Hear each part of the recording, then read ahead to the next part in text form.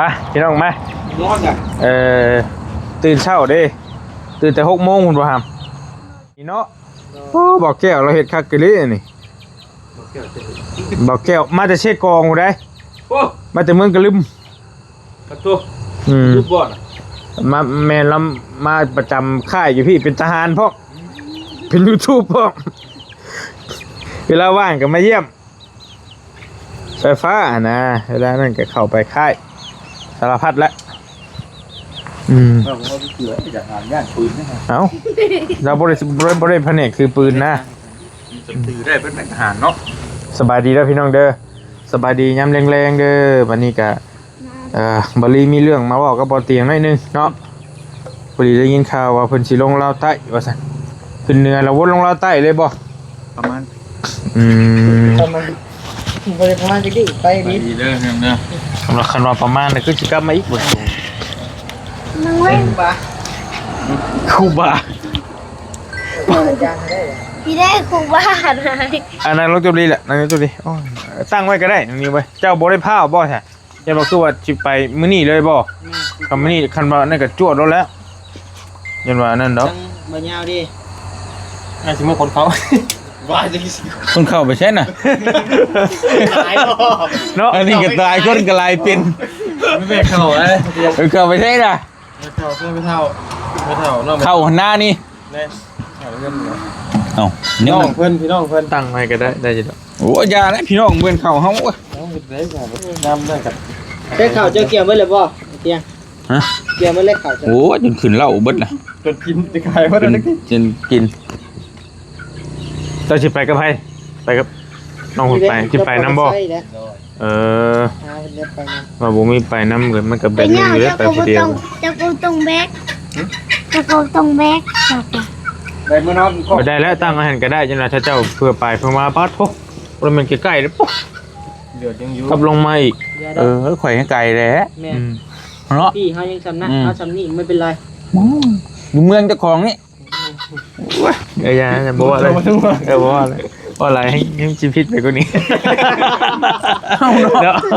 ยำมาดงมันเงี้ยวนี่บอกว่าคิดอะไรรู้สึกไกลปานใดรู้สึกเกี่ยวตัวอยู่มันสิมีแนวว่าใช่ป่ะนี่บอกก็ว่าบ่ได้เลยสงสารเฮานึกว่าเฮาไปไกลเนาะ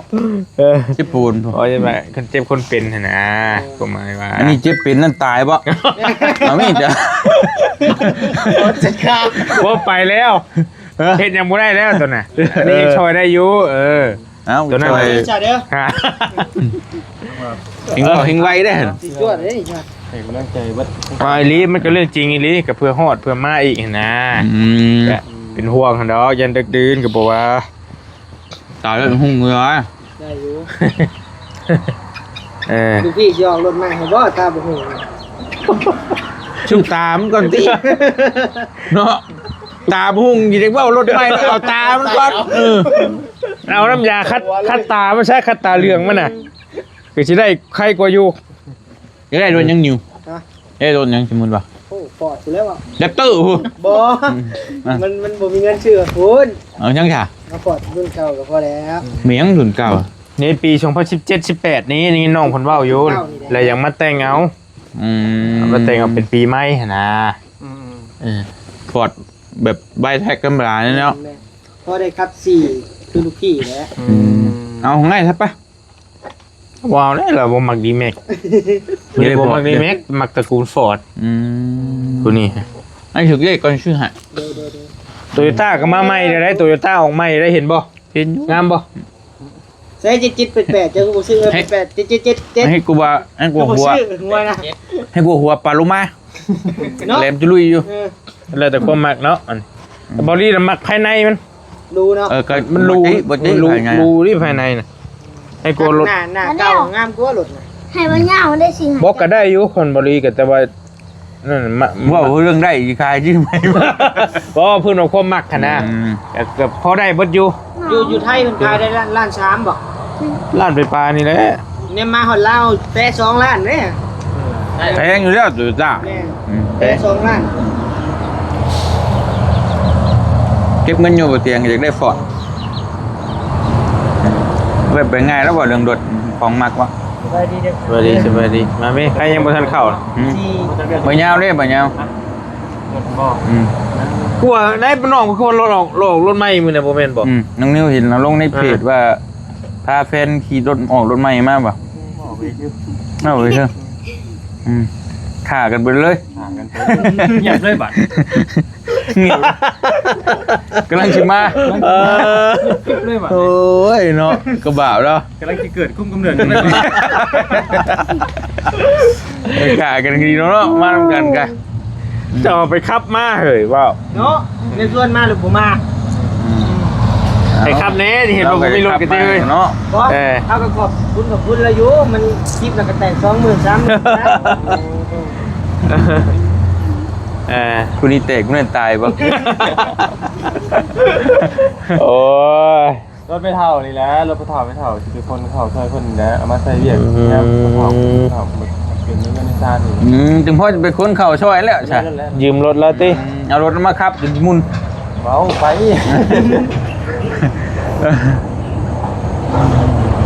เนาะ ไปได้ซะ เด้อ ไปไหมไปทางไหนกันไปแล้ว เอามีเยอะๆเนาะไปกันก็ ก็ ต้อง เป็น กัน 10 กว่าปีดิ9 กว่าปี มันสิไปได้คนเฮามันสิไปได้ใช่ ไม่ก็อยู่ ว่าได้คือเก่าอยู่น้ำข่อยช้าได้ก็คือเก่าได้ไป บ้านเราบ้านกันคนกันอยู่เนาะ อายุกันก็ใช่ อยู่ก็อยู่แหละ โอเค บ่ได้ปีฮะ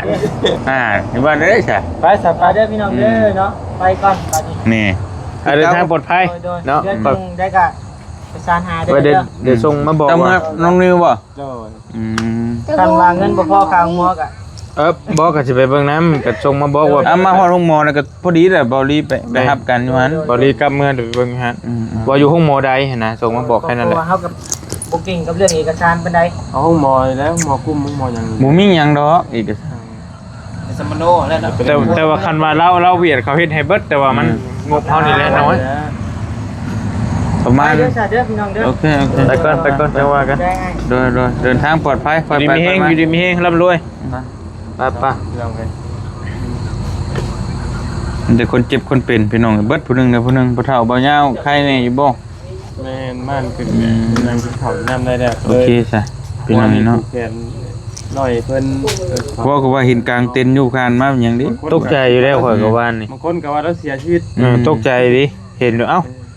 แต่ว่าคันมีหยังก็ขึ้นสิเห็นถ่ายคลิปถ่ายหยังดอกว่าบ่ฟังสมอยอยู่ ผูกแขนก็บ่ได้ถ่ายคลิปเจ้าก็ติ มันชุนมุนหัว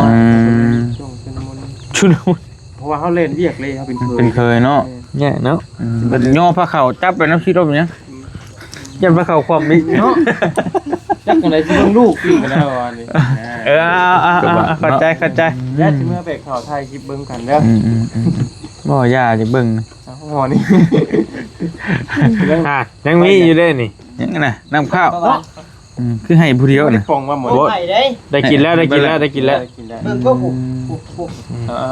โอ้ยขอโทษใจขอโทษบอก ได้ยนต์โสดทาน ไปซะเนาะไปกันเลย จ้าอยู่ดีๆมาเนี่ยโชคดี จังว่ากันเกยังมาคือเขามาหอดในพี่ก็ตึงเกี่ยนี่กับพุทธกิริเนาะ รถมันเข้าได้เด้แต่ว่าโอ้ ไปเลยพี่น้องเลยนะในใดก็ว่ามาไปได้ข่อยกันเลยมันไก่เนาะ ขึ้นเชฟโปนเลยลงพุ่นยาวพุ่นเลยติ กินมาครับมา โอ้ยลายปองอะไรจะให้เป็นเบาหวานอันนี้ เนาะ เขากินซ้ำปวดแล้ว บ่แม่นขี้ที่แล้วมือนึงมันกินเนี่ยจะหน่อยสุขภาพสิเกินไปแล้วนี่เห็นบ่ ไม่ได้กินซ้ำปวดแล้วมัน กินลายโพด กินเองจ้ะ มีอันนี้บ่เตียงไงมีผู้ใหญ่เพิ่นฝากเงินมาอันน่ะไปซอยน้องมันก็จะเอาหูมาเจ้าเบิ่ง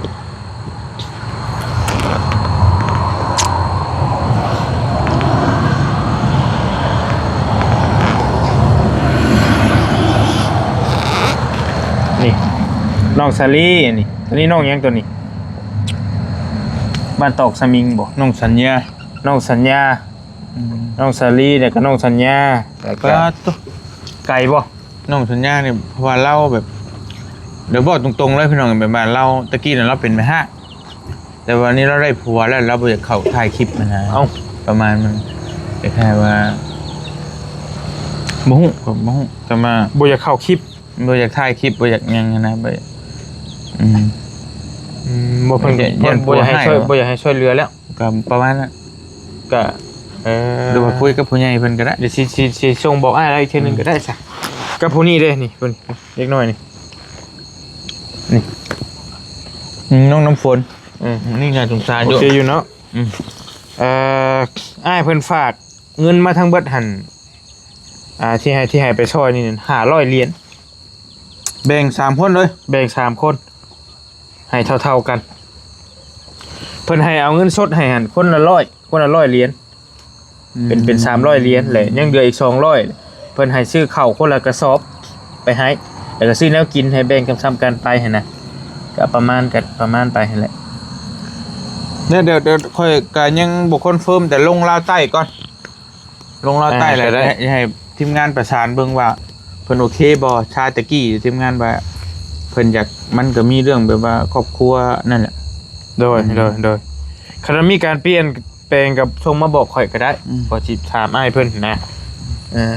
เพราะว่าเบาลีก็ยังบ่ได้ลงไปพี่น้องมีแต่สิฝากต่อบ่อเตียงไปเพราะว่าก็มาได้ลงไปก็สิไป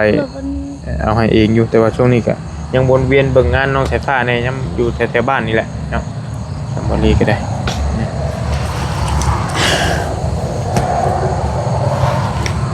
มีแต่เงิน500เหรียญมันตกอยู่ตกอยู่2 4 6 8 10ล้าน1 2 เอาเงินสดให้เลยสิ มี3 4 10ล้านกับ5แสนเจ้า พี่น้องเลย เจ้าอันเดี๋ยว ขอบใจหลายๆเด้ออ้ายเพิ่นซื้อมาได้ใด ส่งบอกชื่อ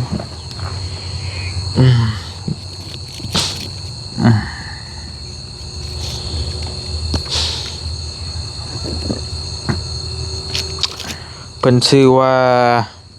อ้ายคอนกับเอ้ยพรมันอยู่ทางต่างประเทศ ไอคอนกับเอ้ยพร เอ้ยพรเดี๋ยวขอสิส่งนี่ให้ไม่หรอก เอา ดี๋ว พี่น้อง ลืม เลยบ่เตียนก็ขอบมกขอบใจขอบบุญขอบคุณในหลายเนาะที่อ้ายกับเอ้ยเพิ่นส่งเงินมาให้ไปซอยครอบครัวน้องน้ำฝนครอบครัวน้องสัญญาครอบครัวน้องสาลีแบ่งกันเท่าๆกันว่าสัตว์พี่น้องบ่เตียงไปจัดแจงเบิ่งเนาะจังใดก็ขอบบุญขอบคุณขอบมกขอบใจทางเอื้อยกับอ้ายหลายๆเด้อขอให้อยู่ดีมีแรงความเจ็บจะสุดได้ความไข่จะสุมีปรารถนาสิ่งใดก็ขอให้ได้สมความมุ่งมั่นปรารถนาทุกสิ่งทุกประการเนาะนอนรับก็ขอให้ได้เงินหมื่นนอนตื่นก็ขอให้ได้เงินแสนแบนมื้อมาขอให้ได้แก้วมณีโสดโทษให้อย่าให้มาพานมานให้อย่าให้มาเบียดและขี้เลียดจังไรอย่าให้มีมาใกล้บ่ว่าเสียธุรกิจการงานใดๆก็ขอให้เจริญรุ่งเรืองในหน้าที่การงานตลอดปีและตลอดไปเด้อสาธุขอบใจหลาย ยังไงก็ฝากเจ้าเน่เด้อ ๆได้ จัดการให้เน่ อย่าสิสองครอบครัวนี่บ่มีปัญหาพี่น้องน้องสาลีกับน้องน้ำฝนนี่ก็จะช่วยเหลือสุดแหละ กระบะบ่ แม่นเพราะว่าเป็น บ่ผ้าบ่ บ่ผ้าพออยู่กับแม่ บ้าน ฮะ อยู่บ้านได้ บ้านทงวายนะ ก กระตุ่มน้อยๆเลยอยู่ ก็บ่เห็น ตะกี้ก็บ่ให้มันเบาเจ็บไปเห็นน้อยๆก็ไอ้ต้นไปยังไงก็ให้เว้าเรื่องพ่อนี่ให้แล้วกินฮอดพ่อ อ้ายเพิ่นว่าประมาณช่วงเดือน1ปีใหม่เพิ่นว่าเพิ่นอยากมาแล้วเพิ่นว่าอยากไปเยี่ยม ก็ได้ ก็จังเบิ่งตัวจริงก่อน แต่ว่าก็ต้องบอกล่วงหน้าเฮาก่อนนะ นั่นแหละ จัดแจงมันคือ ว่าอยาก เนาะ ว่าอยากให้บริพาไปนี่ว่าซั่นกันก็ถือเบิ่งตัวจริงก่อนว่าแนวใดนะพี่น้องสิได้ประสานกันเพราะมันก็การเดินทางก็ค่อนข้างสิไกลเติบอยู่เนาะ ใครจะทักยากนะ 4-5 ชั่วโมง ยากเดี๋ยวนี้ยากเฮงลงไปปากซีนะ ตอนแรกคำเบอร์ฮอนย่ำแรกเนี่ยเพิ่นสิเฮ็ดใหม่นะอย่างอีดิคุมลายพี่น้องมึงน่ะบ่ขนาดยางรถบ่เตียงนะใส่โตโยญี่ปุ่นเสร็จละ เอาอยู่ติ 8,000แตกวะแต่ก็เป็นน้ำเฮาแน่ส่วนหนึ่งขับไว้นี่นะแต่บ่ไว้มันก็ค่อยไปก็บ่ได้เด้อพี่น้องเอ้ยค่อยไปก็เพื่อสิฮอดมันก็เนาะปากสิอันตรายเด้อ แตกเรื่อยเนาะ แตก ต่ำ มันตูนคุมนะคุมมันลายนะมีแต่คุมอ่ะต้องตูนคุมไปตลอด อันน้องสาลีนี่แม่นเฮือนชานี่เรียบร้อยไปแล้ว ด้วยว่าทุกอย่างละ ได้พอไหมพร้อมบอก เนี่ย แล้วเพิ่นไปเวียงบ่ มาแล้วไปลิ่นนะชิ ผู้ใหญ่ไปช่องมื้อมา และน้องอัน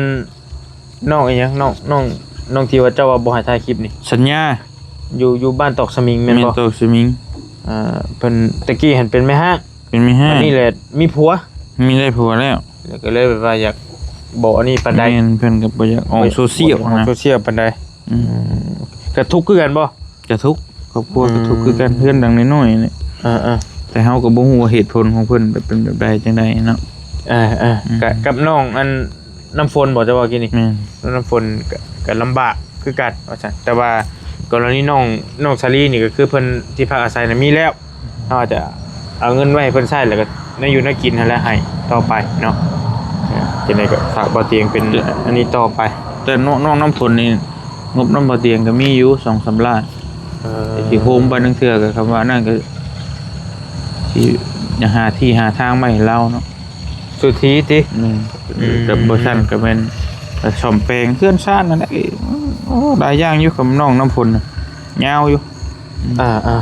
พี่น้องเอ้ย คน14ก็สงสารหลายอยู่ โดยโอเคกับเงินที่เจ้าฝากให้น้องสายฟ้านี่ได้เพิ่นบ่ได้ให้ออกซื้อบ่ บ่อ้ายใจดีอยู่ฝั่งไทย โอเคเพราะว่าตีเอาเงินให้บริ1,000เงินซอยน้องสายฟ้าแล้วสิเก็บไว้นี่แหละเพื่อต่อเติมให้เพิ่นก็ว่าสิคุยกับบ่ยาวอยู่บ่ยาวเพิ่นบอกมาแล้วว่าเพิ่นมี5ล้าน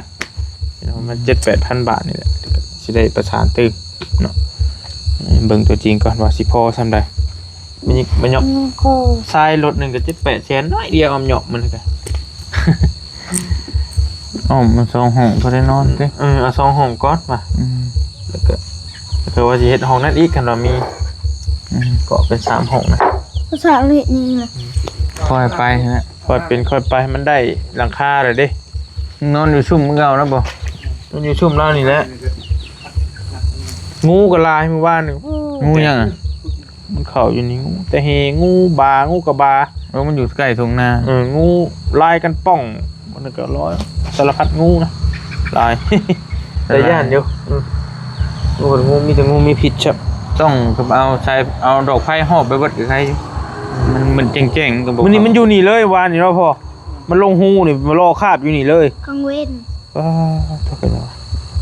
วันนี้ ป้าใช้ยังมันเด็กเจ้าเนาะ ได้ เดี๋ยวค่อยคุยกับน้อง ๆ เพิ่น บ่ ต่อ เตียงขอตัวเดินทางก่อนเด้อพี่น้องเด้อเนาะ 2 คนเนาะ แม่นตั้งพุ่นก็พุ่นไปสิโปนเก็บงานกันจัก2-3มื้อแล้วก็สิวนลงไปพุ่นน่ะเอาผ้าห่มไปแจกพี่น้องเนาะไปซ่อมแซมเพื่อนนั่นแหละให้ยายที่อยู่กับหลานน้อยก็ได้ให้ซ่อมแซมเพื่อนให้เราแล้วก็จังสิลงไปพุ่น ว่าแล้วก็ ถ้าเขาอีกหน้อยหนึงแล้วเสร็จแล้วสิฝากเงินไป มันแต่หึงแหละ น้องไผ บุรีกับมื้อนั้นมื้อนี้อยู่ไปให้เอื้อยอันเชือกฟางผูกเสือค่อยนะเอื้อยเจ้าไปเฮ็ดกระตุ้มให้นะนางเธอน่ะ ใกล้กันนั่นแหละ อยู่ใกล้ๆกันนั่นแหละเดี๋ยวแป๊บนึงเอาเงินมาให้กัน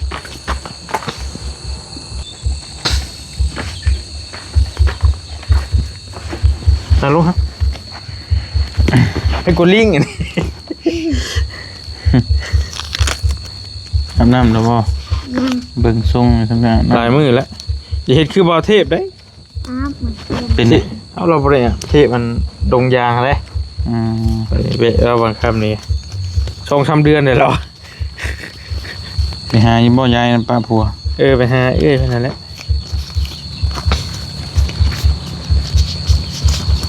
4 5 6 7 8 9 10 11 1,166,000เด้อ เนี่ยไปเจียเนี่ยไปแล้ว ขอสิมัดไว้ให้มันลง ลืม คิดแท้บ่เลยเห็นมันลืมเพิ่นแบ่งให้น้องเทพแหน่แต่กี้แต่ก็นางเธอเพิ่นเลยเขียนไว้นี่สิปูเขียนมันลงเลยซื้อข้าวและข้าวสารอาหารแห้งมาม่าปลากระป๋องแล้วแต่เจ้าสิจัดการให้เราโลดเนาะแต่หึงแล้วเพิ่นฝากมาบ่ดีก็ค่ามื้อนั้นมื้อนี้อยู่พอดีกระเทิดทางผู้ใหญ่ใจะดีเพิ่นชื่อว่า ลินดี้อยู่ทางต่างประเทศพุ่นแหละผู้นี้ ผู้หญิงเนาะ แม่นเป็นผู้หญิง โอเค ชื่อว่าลินดี้ ขอ ทั้ บ งลูกสาวเพิ่นนี่แหละเพิ่น ขอบ ว่าให้ คุณ น้อง ขอบคุณเนาะทาง ผู้ใหญ่ใจะดี ผู้ใหญ่ใจบุญชื่อว่าลินดี้เนาะ โดย ที่ส่งเงินมาให้เบาเตียงส่งต่อไปให้น้องเธอ เจ้านาง พี่น้อง เธอ นางเธออยู่ซิโปนนั่นแหละพี่น้องไอ้ที่เรามีลูกน้อยที่เบาเตียงซื้อสังกะสีไปให้แตะก้อนน่ะเนาะ โดย ก็ซื้อข้าวสารอาหารแห้งไปให้เพิ่นว่าซั่นก็ขอขอบคุณขอบมุกขอบใจหลายๆเนาะ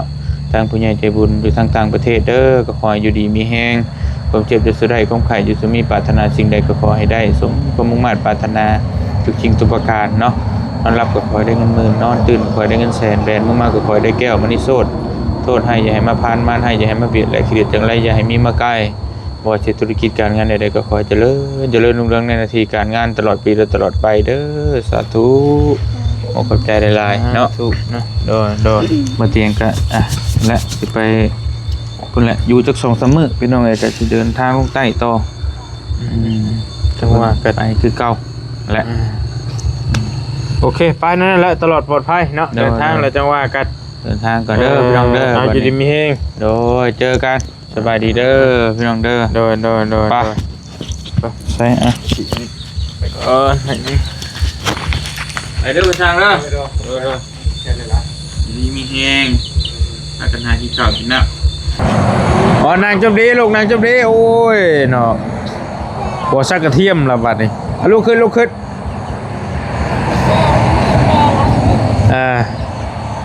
มานั่งเด้อสิไปนั่งเว้าน้ำอยู่นั่งลงก่อนโอเคโดยโอเคนั่งลงลูกนั่งลงงานโทรศัพท์ต้องบ่มี พี่น้องพอแล้วกำลังเริ่มตั้งวงกบหาการอาบน้ำยาเราก็ได้เป็นยังไงจะเป็นยังไงลูกคือเก่ามาบ่มื้อนี้ บอก บ่มาเลยมื้อนี้ติ มี3 มื้อ ฮะ มี3 มื้อ โอ้ยพอยาได้พอยตกใจเลย เพิ่นว่าอีก3 มื้อสิมาอืมจะโทรหาเพิ่นบ่หรือส่งข้อความหา มีเฮาโทรหาบุญวิอยู่ อืม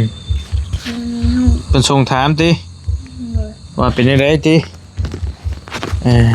แล้วมีเฮามาบอกแล้วมีเฮาบอกเฮา ให้เพิ่นบอกนำนี่หั่นแหละผู้ใหญ่ผู้เตทั้งเจ้าก็อ้ายบ่จักคมเว้าแล้วอ้ายบอกไปเลยไอ้เว้าเรื่อยหลายน้องมันยังสิช่างอ้ายอีก เกิด มัน นี่ ได้เว้า หน่อยแห่งรีบนี่สิเกิดมาให้นี่ อันนี้ชื่อเกือบให้บ่ เลย โอ้น้อยโคตรรอดลายไปสิว่าอันนั้นใหญ่เลยก็บอกได้ซ้ำนั่นแหละจะคมเว้าแล้วอ้ายก็ได้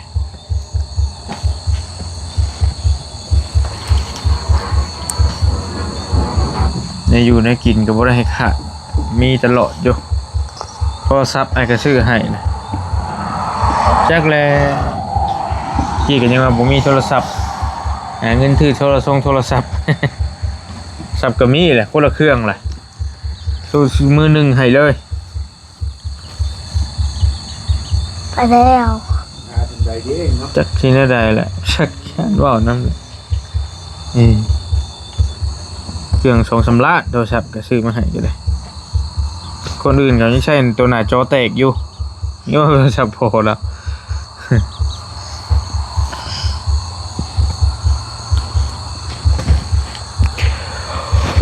กะยาเพิ่นพี่น้องเพิ่นไปเรื่อยๆมื้อหนึงเพิ่นอาจสิตามต่อเองเพิ่นดอกบางทีช่วงนี้มันแบบ เพิ่นเพิ่นได้เงินมื้อละ50 เพิ่นได้เงิน เลย เขา คันได้อีหลีก็ใครอยู่ดอกคันตั้งใจไปหาเงินอีหลีอ้ายก็สิบ่ว่าดอกตั้งใจไปรับจ้างได้เงินได้ทองมาใช้มาซอยก็ดีไปหั่นน่ะ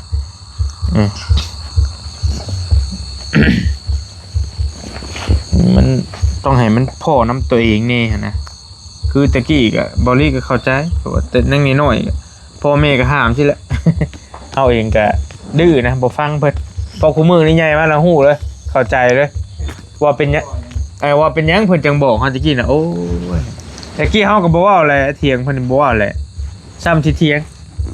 เพิ่นบ่ให้แต่งรถแต่งร่างตะกี้ซื้อรถจักรมอไซค์มาที่เป็นตัวไรคันบ่ลีกะแต่งเป็นมุนนี่เชียวใส่ล้อน้อยแตกจอดมักให้ได้ใช่พอมีชุดแต่สิห้ามนะแต่ว่าก็บ่ฟังเดี๋ยวฮอดมือใดมือหนึ่งเฮามันก็ตำต่อเองนั่นแหละมันก็ฮู้เองมันใหญ่ไปเองนะพี่น้องเรียนรู้ไปนำตัวเองคือเพิ่นว่าแล้วบ่เห็นลงศพบ่หลั่งน้ำตาก็ฟังไปเนาะอันนี้ก็ได้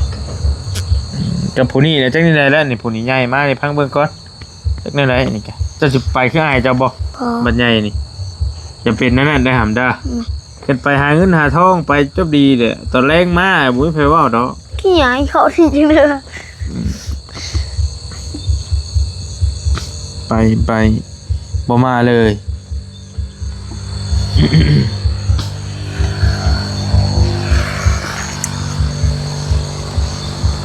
อ้าวก็ถือว่าแล้วละพี่น้องเราตั้งวงกบได้2 อัน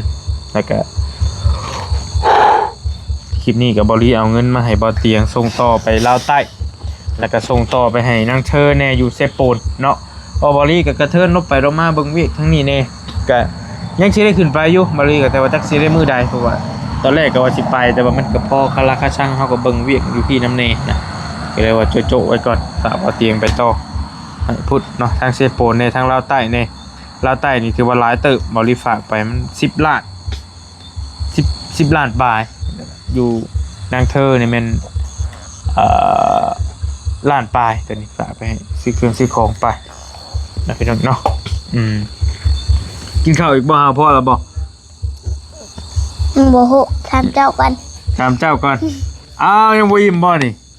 อาบแล้วบ่น้ำมื้อนี้ได้อาบน้ำเด้ออาบน้ำต้มบ่ บอก ยันว่าต้มก็ต้มเป็นหยัง เขาไปสูบว่าไงเขาก็อาบไปแล้ว น้ำในถังแล้วยังมีอยู่บ่ถ้าบ่มีเลยจังพากันไปมันอยู่ไม่อาชีซอยมานี่ไว้จุกท้องแถวบ้านนี่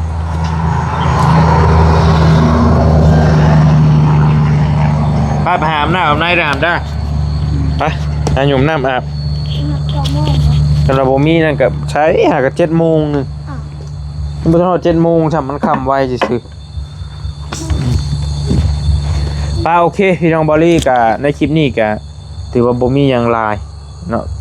ก็บ่สิว่าบ่มีหยังหลายก็หลายเติบอยู่ส่งเวียกส่งงานต่อให้บ่เตียงหั่นแหละเนาะก็ไปลาวใต้นี่ไปเซโปนนี่เอาทั้งนี้ทั้งนั้นบอลลี่เองก็ต้องขอบคุณขอบใจ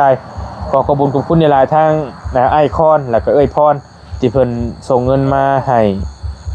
ทางพี่น้องทางลาวใต้เฮานำแน่แล้วก็เพิ่นก็มีน้ำจิตน้ำใจเนาะเพิ่นอยากอันสิไปเยี่ยมไปยามทางพ่อแม่พี่น้องอยู่ลาวใต้นำแน่มีโอกาสประมาณปีใหม่เพิ่นสิมาเนาะอันใดๆก็ขอบคุณขอบใจเด้อเด้อแล้วก็รวมไปถึงนะผู้ใหญ่ใจดีเพิ่นชื่อว่าลินดี้ที่เพิ่นฝากเงินไปซอยทางนางเธอบอลลี่ก็ส่งต่อให้บ่เตียงแล้วเนาะขอบคุณขอบใจขอบคุณทุกคนในไลน์นะผู้ใหญ่ใจดีทั้ง3ท่านไอคอนเอ้ยพรแล้วก็ผู้ใหญ่ใจดีชื่อว่าลินดี้เนาะก็ให้เพิ่นทั้ง3ท่านอยู่ดีมีเฮงให้โชคให้มานให้ร่ำให้รวยปรารถนาสิ่งใดก็ให้เจ้าได้สิ่งนั้นสมความมุ่งมั่นปรารถนาร่ำรวยอยู่ดีมีเฮงอย่าเจ็บอย่าจนอย่าคัดอย่าสนเนาะเดินทางขึ้นเหนือล่องใต้ก็ให้มีแต่คนหักคนแพงให้มีแต่คนเบิ่งคนแยงเจ้าเด้อให้ร่ำรวยอยู่ดีมีเฮงเนาะสาธุปะเจอกันใหม่คลิปหน้าพี่น้องเอ้ยแล้วก็ติดตามเพื่อนน้องสายฟ้าในตอนต่อๆไปว่าสิแล้วสิทั่วมื้อใดสิได้ฮอดขั้นตอนใดจังใดก็จังว่ากันสบายดีบ๊ายบายพี่น้องปิดกล้องให้นะครับปิดให้นี่